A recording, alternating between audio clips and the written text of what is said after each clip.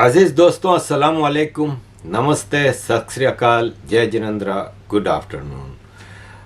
अजीज़ दोस्तों, गेर्ट विल्डर्स की हॉलैंड में विक्ट्री ने यूरोप के जो ट्रेडिशनल पॉलिटिशियंस हैं, लेफ़्ट और राइट सेंटर के होते हैं दोनों, जैसे डेमोक्रेट रिपब्लिक हैं, जैसे लेबर और कंजर्वेटिव हैं, थोड़ा बहुत इनकी पॉलिसीज़ में फ़र्क होता है, अदरवाइज़ दोनों आगे पीछे सेम ही रहते हैं।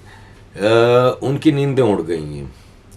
विक्टर ऑर्बन हंगरी के जो प्राइम मिनिस्टर हैं, वो एक right wing, extreme right wing, again I am saying कि ये जो इन्होंने टर्म्स इजाद किए हैं ना, एक्सट्रीम राइट विंग और ये सब इनकी अपनी इजाद करते हैं।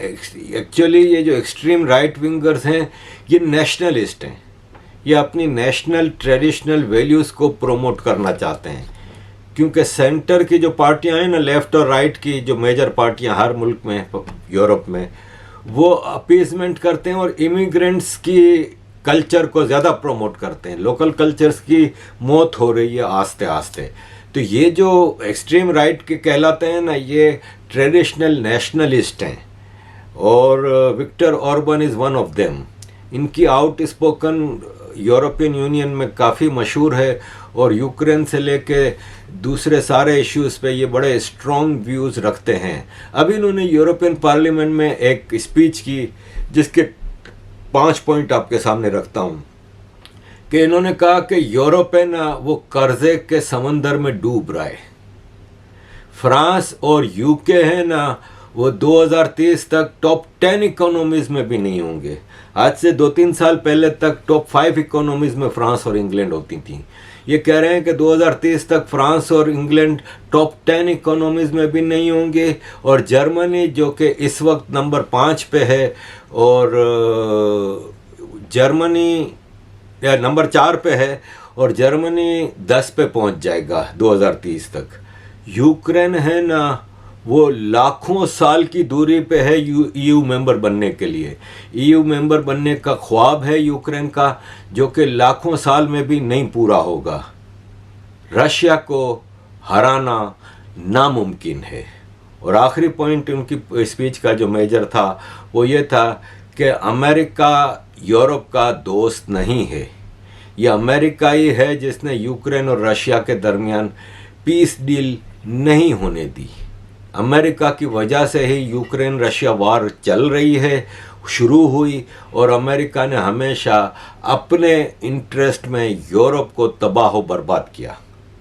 अजीज़ दोस्तों, गेर्ट विल्डर्स की जो विक्ट्री है, हालांकि अभी इसका प्राइम मिनिस्टर बनना बहुत ही दूर है, क्योंकि इसने 37 सीटें ली हैं 150 के हाउस में, और होगा यही कि लेफ़्ट और राइट मिल के बना लेंगे हुकूमत इसको रोकने के लिए।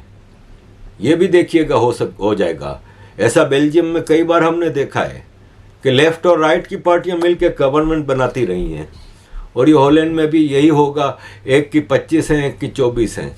लेकिन असल सिग्निफिकेंस है ना, वो ये है कि यूरोप के जो बड़े बड़े नेता हैं ना, उनकी नींदें हराम हो गई हैं, और इसने गेर्ट की विक्ट्री ने एक जलजला लेके आया है, और यूरोप में इसको एक हेडेक कहा जा रहा है, according to Economist, British magazine, जो कि नंबर 1 मैगजीन है पब्लिकेशन के हवाले से। मैरिन लो पेन, जो फ्रांस की इसी तरह की नेशनलिस्ट लीडर है, मैरिन लो पेन, और विक्टर ऑर्बन हंगरी के जो हैं, उन्होंने इसकी विक्ट्री को बड़ा अप्रिशिएट किया है और इसको मुबारकबाद दी, और उन्होंने कहा है कि ये स्टार्ट है, ये first drop of the rain है, और ये आगे बढ़ेगा। लेकिन अभी हॉलैंड के हवाले से देखा जाए तो हॉलैंड में एक और पार्टी है जो एंटी इमिग्रेंट्स पार्टी है, और उसने भी इस इलेक्शन में अच्छे रिजल्ट्स लाई है। तो लेट्स सी के, क्योंकि गेर्ट से लोग घबराते हैं, उसकी पॉलिसीज़ बड़ी यूनिक हैं, डिफरेंट हैं, और वो हॉलैंड को और यूरोप को एक नए रास्ते पे ले जाएंगे, जिससे कि ये लोग बचना चाह रहे हैं। तो इसलिए इसके साथ कोई हाथ मिलाता है कि नहीं मिलाता, ये देखना है। लेकिन इंटरनेशनल प्रेस ने इस खैरत की विक्ट्री को एक रिवॉल्यूशनरी डिक्लेयर किया है और कहा है कि यूरोप के बाकी कंट्रीज़ भी इसको फॉलो करेंगे। अजीज़ दोस्तों, खैरत है ना, इसने अभी अपनी इलेक्शन की विक्ट्री में के बाद पार्लियामेंट में एक स्पीच की डच लैंग्वेज में। तो मैं उस स्पीच के कुछ ख़ास पॉइंट आपके सामने रखता हूँ। खैरत ने कहा है, जो पहला पॉइंट है, कि इस्लाम को एक वायोलेंट आइडियोलॉजी डिक्लेयर करना चाहिए, क्योंकि इस्लाम के अंदर नफ़रत और दहशत, टेरर होती है, जो कि जिसकी जगह नीदरलैंड में नहीं है। तो इसलिए इस्लामिक आइडियोलॉजी को एक टेरर आइडियोलॉजी डिक्लेयर किया जाए। हमारे बॉर्डर्स को बिल्कुल अजाइलम सीकर्स के लिए बंद कर देंगे, और ख़ास तौर पे इस्लामिक कंट्रीज़ के लिए तो टोटली क्लोज, चाहे वो इमिग्रेंट हो कि अजाइलम सीकर हो। शेंगन कॉन्ट्रैक्ट को डिक्लेयर करना चाहिए ख़त्म हॉलैंड में, और हम अपने बॉर्डर वापस खोलेंगे सारे कंट्रीज़ के साथ, और हमारे बॉर्डर्स पे अब बगैर चेकिंग के कोई अंदर नहीं आ सकता। वो इंस्टीट्यूशंस जो कि इस्लाम प्रीच करते हैं उनको टोटली ख़त्म करना होगा, जैसे कि मस्जिदें हैं, मदरसे हैं।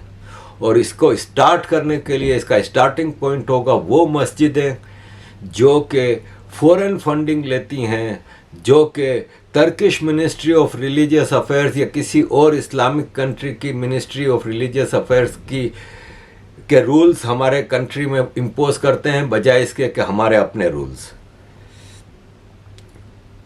हर वो आदमी जो हॉलैंड में नफ़रत फैलाता है, वायोलेंस फैलाता है, वायोलेंस का इस्तेमाल करता है या धमकियां देता है, उसको इमीडिएटली गिरफ्तार करो और उसको डिपोर्ट करो। जिहादी मूवमेंट जो हॉलैंड में है, उनको, उनके हमदर्दों को, जो कि उनके साथ हमदर्दी भी करते हैं, जो उनको सपोर्ट भी करते हैं ना, उनको इमीडिएटली लॉकअप करो। हर स्कूल, न्यूज़पेपर, मीडिया को ये हिदायत देनी होगी कि बार बार प्रॉफिट मोहम्मद के कार्टून दिखाओ। ये इसलिए नहीं है कि हम किसी को प्रोवोक करना चाहते हैं, ये इसलिए है कि हमें इस पे धमकियां दी जाती हैं कि आप कार्टून नहीं दिखा सकते, तो हम किसी की धमकियों से नहीं डरेंगे। ये भी फ्रीडम ऑफ स्पीच है, और हम अपने फ्रीडम ऑफ स्पीच को टोटली सपोर्ट करते हैं। और आखिर में मैं ये कहूँगा, ये खैरत कह रहे हैं कि मैं ये कहूँगा कि जितने भी मुसलमान हॉलैंड में रहते हैं, उनको अगर हमारी फ्रीडम, हमारी डेमोक्रेसी, हमारी कोर वैल्यूज़, हमारी संस्कार, हमारे हेरिटेज, इन चीज़ों को वो अगर पसंद नहीं करते और वो समझते हैं कि कुरान का शरिया लॉ उनके लिए हमारे सेक्युलर लॉ से ज़्यादा इम्पोर्टेंट है, तो उनको मैं कहूँगा कि वो जाएं, वो किसी इस्लामिक मुल्क में जाके रहें जहाँ पे वो अपने इस्लामिक रूल्स को एंजॉय कर सकते हैं। ये जो रूल्स आपके शरिया के हैं वो हमारे मुल्क के लिए नहीं है, ये आपके लिए हैं। तो आपको उन मुल्कों में जाना चाहिए। और वो कहते हैं कि प्रोफेसर कोपमैन ने हमें बताया है कि वो मुसलमान जो नीदरलैंड के rules, regulations, laws, values, culture, heritage को पसंद नहीं करते, वो 7 लाख हैं। और हम इन 7 लाख को कहते हैं कि आप जा सकते हैं अगर आप हमारी वैल्यूज़ को रेस्पेक्ट नहीं दे सकते। ये हमारा मुल्क है, ये तुम्हारा नहीं मुल्क। ये इनकी एक इलेक्शन की विक्ट्री के बाद की स्पीच है जिसने इनके मैसेज को कंफर्म किया है। अब कई महीने भी लग सकते हैं गवर्नमेंट फॉर्म करने में, क्योंकि it will be very difficult. दूसरी पार्टियों के लिए बहुत मुश्किल होगा इनके साथ एडजस्ट करना, क्योंकि बाकी यूरोप में बहुत ज़्यादा अपीज़मेंट चल रही है। अब जैसे देखें, ये हमारे लंदन के मेयर हैं जिनके अंडर में लंदन की पुलिस है, सादिक खान। सादिक खान कहते हैं कि किसी भी बड़े शहर का हिस्सा होता है टेररिज्म। बड़ा मुश्किल होता है एक बड़े शहर में टेररिज्म को कंट्रोल करना। लंदन की आबादी 1 करोड़ है, टोक्यो की आबादी 2 करोड़ है। टोक्यो में तो कभी कोई टेररिज्म नहीं होती, ना नफरत के जुलूस निकलते हैं, ना ये सब चीज़ें होती हैं। अजीज दोस्तों, रविवार संडे को लंदन में एक बहुत बड़ा प्रोटेस्ट हुआ। ज्यूज ऑफ इंग्लैंड और उनके साथ बाकी लिबरल फोर्सेस, बहुत ज़्यादा इंडियंस और हिंदूज थे इसमें, और बहुत बड़ा एक प्रोटेस्ट रैली हुई। और रैली शुरू होने से पहले ही रॉबिन्सन को गिरफ्तार कर लिया गया। रॉबिन्सन एक जर्नलिस्ट भी है और again a very nationalist person है। उसको गिरफ्तार भी बहुत ही जालिम तरीके से किया कि उसको पेपर स्प्रे इसके मुंह पे मारा गया और इसकी हथकड़ियाँ पीछे से लगाई गई और 1 दर्जन से ज़्यादा पुलिस वाले उसको पकड़ के लेके गए और गिरफ्तार कर लिया। अजीज दोस्तों, ठीक है, लॉ पुलिस का काम है इन्फोर्स करना, लेकिन ऐसे हम पिछले 1.5 महीने से जो यहाँ पे लंदन में कितने ऐसे मार्चेस देख रहे हैं जिसमें लोग यहूदियों को मारने की बात करते हैं, कत्लेआम की बात करते हैं। मतलब इनके जो मॉन्यूमेंट्स हैं, वार मेमोरियल और ये और वो, उनके ऊपर चढ़ के झंडे चढ़ा रहे हैं, क्या कुछ नहीं कर रहे। मोहम्मद हिजाब है, खुल के वो निकल के बातें करता है नफरत की, वो उसको गिरफ्तार नहीं करते, मोहम्मद हिजाब को गिरफ्तार नहीं करते। रॉबिन्सन ने कोई बात नहीं की थी। वो उसने ट्वीट की थी कि मैं इस अजीम प्रोटेस्ट, एक रैली जो हो रही है ज्यूज ऑफ इंग्लैंड की, उसकी कवरेज के लिए आ रहा हूँ लंदन, लेकिन उसको गिरफ्तार कर लिया। अजीज़ दोस्तों, हमारे इंग्लैंड में बहुत ज़्यादा मामला चल रहे हैं। ये हमारी एक अगेन एक नेशनलिस्ट हैं, एंड्रिया हॉटकिंसन। वो कहती हैं कि हर इलीगल इमिग्रेंट को इमीडिएटली डिपोर्ट करो।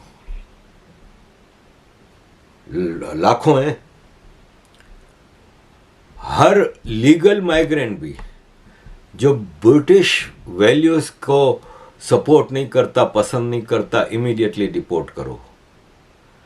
हर फॉरेनर जो यहाँ पे रह रहा है, चाहे लीगल है, इलीगल है, क्रिमिनल है, डिपोर्ट करो। हलाल फूड और बुर्का बैन करो। नो मोर मस्जिद।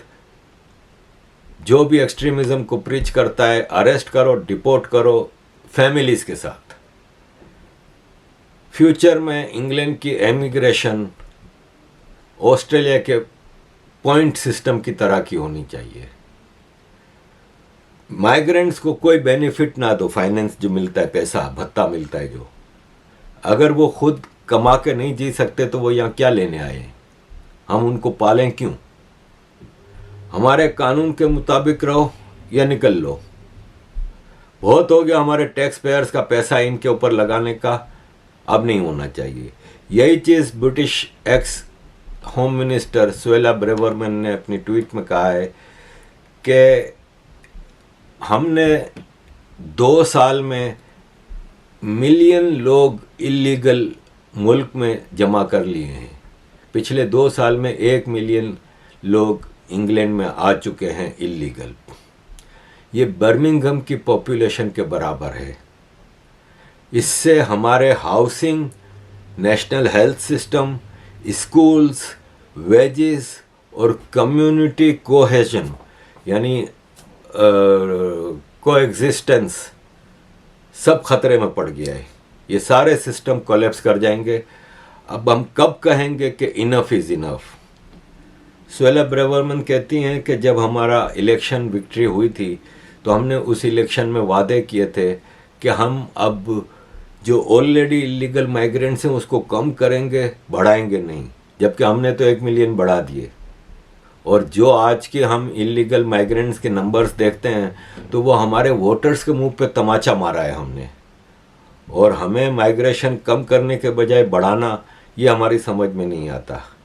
अगर हम अब माइग्रेशन, इलीगल माइग्रेंट्स को ख़त्म नहीं करेंगे, कम नहीं करेंगे, तो कब करेंगे?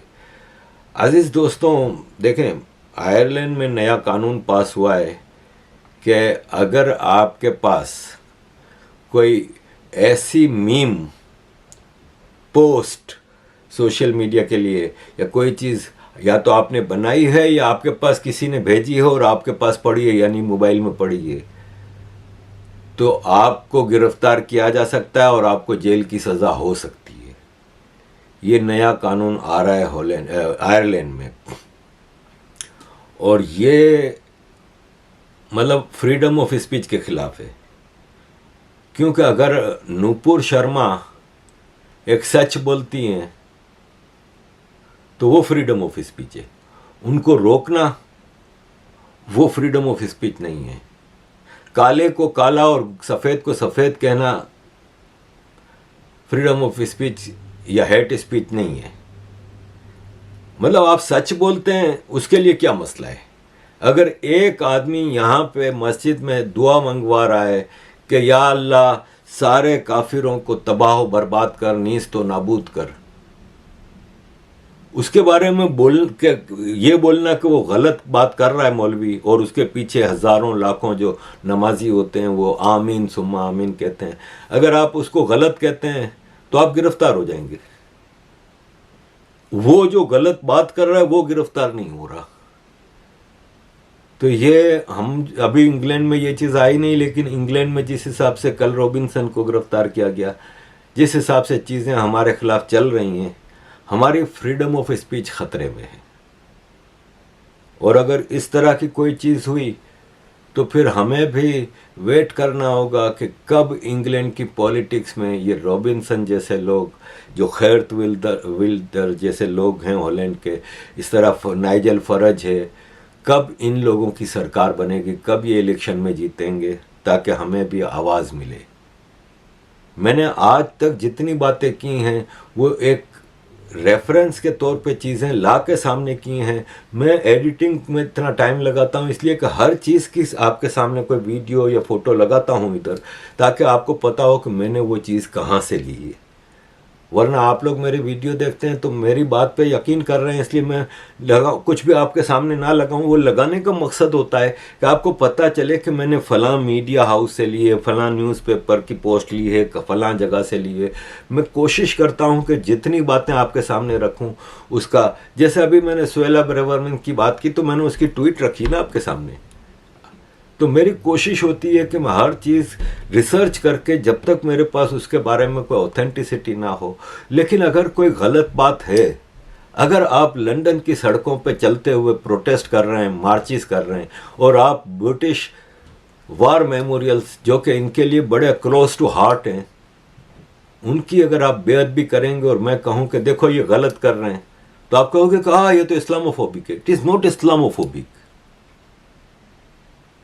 आप इस्लाम के बारे में अगर कोई सच बोलते हैं, एक मुसलमान छुरा मारता है 5 लोगों को आयरलैंड में, तो मैं ये ना कहूं कि वो मुसलमान है छुरा मारने वाला, जैसे इंडिया का मीडिया करता है कि अगर कोई कांड, कोई क्राइम अगर कोई मुसलमान करता है तो नाम नहीं, मजहब का नाम नहीं लिखते।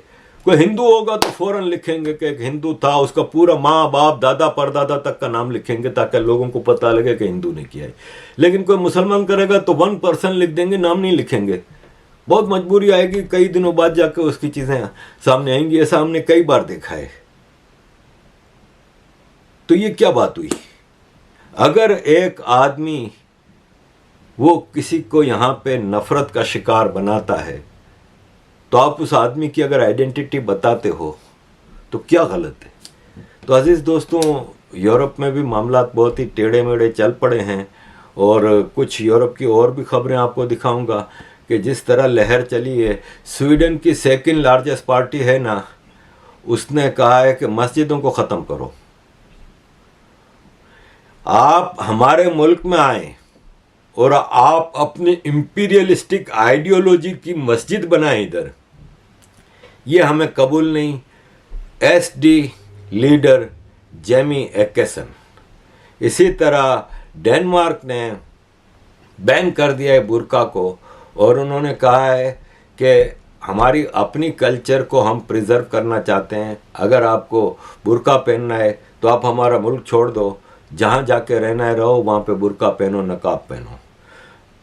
डेनिश गवर्नमेंट मिनिस्टर्स ने कहा है कि इस्लामिक बुर्का है ना, वो ऑपरेशन ऑन वीमेन, यानी औरतों के ऊपर अत्याचार है और ये हमारी डेनिश सोसाइटी की वैल्यूज़ के ख़िलाफ़ है।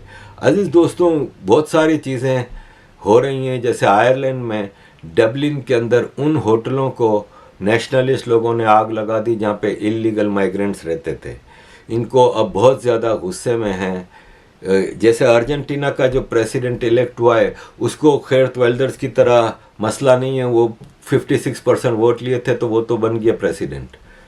तो जेवियर मेली ने आते ही कई स्टेप्स लिए हैं जिसमें चाइल्ड ट्रैफिकिंग के हवाले से इसने सख्त कानून बनाए हैं और उसने प्रोड्यूसर एडवार्डो वेरफास्की को ये राइट्स दे दिए हैं कि तुम अब यहाँ से चाइल्ड ट्रैफिकिंग ख़त्म करो। इसके अलावा अर्जेंटीना के प्रेसिडेंट ने अर्जेंटीना के सेंट्रल बैंक को बंद करने का ऑर्डर दिया है। एक वीडियो में उन्होंने ये कहा है कि सेंट्रल बैंक ऑफ अर्जेंटीना है वो हिस्ट्री की सबसे बड़ी चोर है और उसने अर्जेंटीना की इकोनॉमी को बहुत ज़्यादा नुकसान पहुंचाया है। तो अज़ीज़ दोस्तों, ये यूरोप की कहानी है इस वक्त की, और मैं समझता हूँ कि अब चीज़ें हमारे लिए यहाँ पे यूरोप में भी काफ़ी मुश्किल हैं, क्योंकि जब आप सच को सच बोलेंगे और यहाँ पे जहाँ जो कि फ्रीडम ऑफ स्पीच का गढ़ है यूरोप, वहाँ पे अगर हमें फ्रीडम ऑफ स्पीच से रोका जाएगा तो फिर कहाँ जाएंगे। Already social media platforms like YouTube, Facebook, Instagram बहुत ज़्यादा हमें सख्ती करता है। मेरी कल 2 वीडियोस मैंने बनाई थी, वो नहीं लगा सका क्योंकि यूट्यूब ने एक्सेप्ट करने से इनकार कर दिया। और ये सारी सिचुएशन में हम आपसे सारी चीज़ें कोशिश करते हैं आपको पहुंचाने की, और लिटरली हम बहुत ज़्यादा क्राइसिस में चल रहे हैं। मैं तो ख़ास तौर पर बहुत ज़्यादा क्राइसिस में चल रहा हूँ। यहाँ के हालात के हिसाब से आप लोगों से विनती है कि बढ़ चढ़ के जितना सपोर्ट करेंगे मेरे लिए मामलात आसान हो जाएंगे। आपकी सपोर्ट ही है जिसकी वजह से मैं अपनी चीज़ों को बेहतर तरीके से कर सकता हूँ। Thank you very much, Aziz दोस्तों, for all your support. Kindly keep supporting.